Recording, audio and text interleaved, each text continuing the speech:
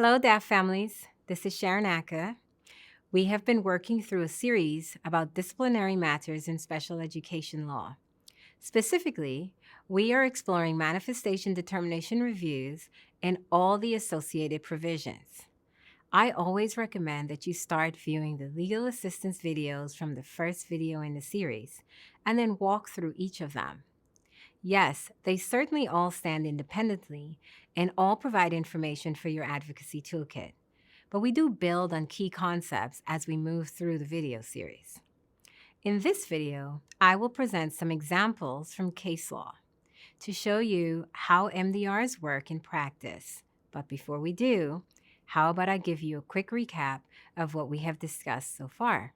Students with disabilities are subject to disciplinary actions within the educational environment, but there is a process in place to ensure that such disciplinary action is not used in a discriminatory manner. We do not want to punish children for differences in learning or differences in their thought processes. However, we do want to address negative behaviors for all of our students. For students with disabilities receiving special education services, there is a mandatory process when a change in placement is being considered for more than 10 days.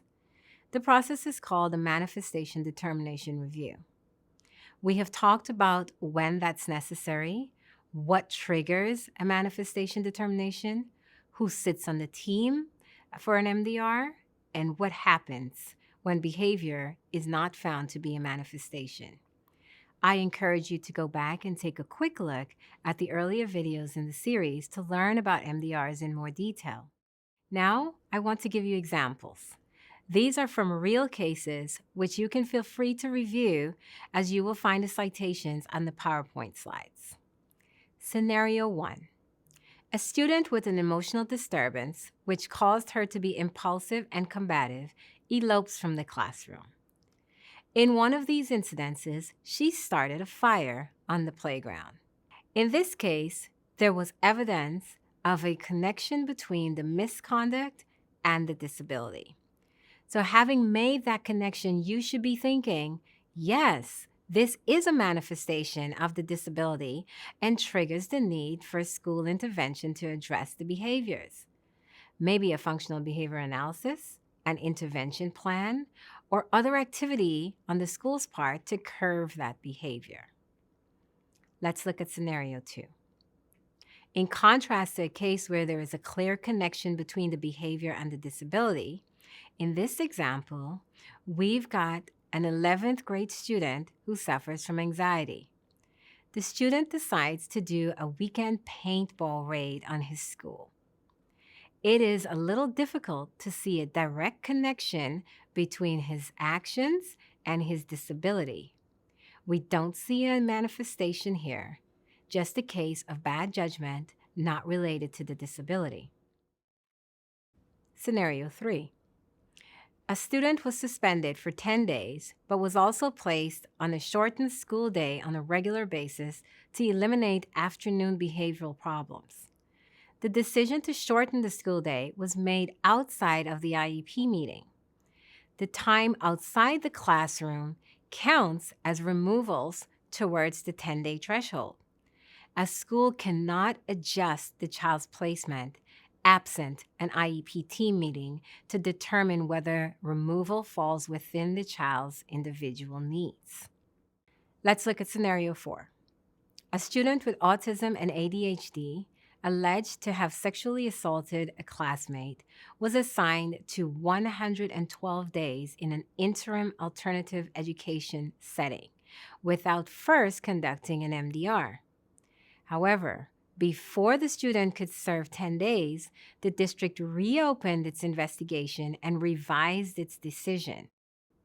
Ultimately, the student only served 4 days of suspension.